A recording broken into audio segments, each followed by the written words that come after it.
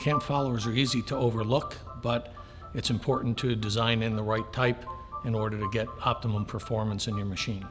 We offer two non-typical ways of lubrication for the cam follower. You don't want to run metal to metal.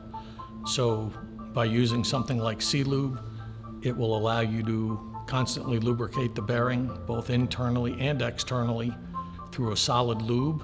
Those are offered in the metric series in the middle size range of the product, so that will give you long-term maintenance free. Additionally, cam followers need to ride on a lubricated track in order to avoid steel-to-steel contact between the roller OD and the mating track.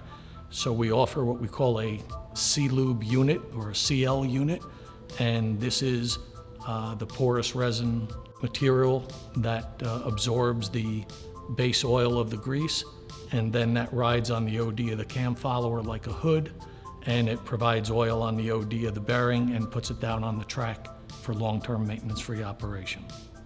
All of our C-Lube products have the same maintenance-free interval, which are typically 5 years or 20,000 kilometers.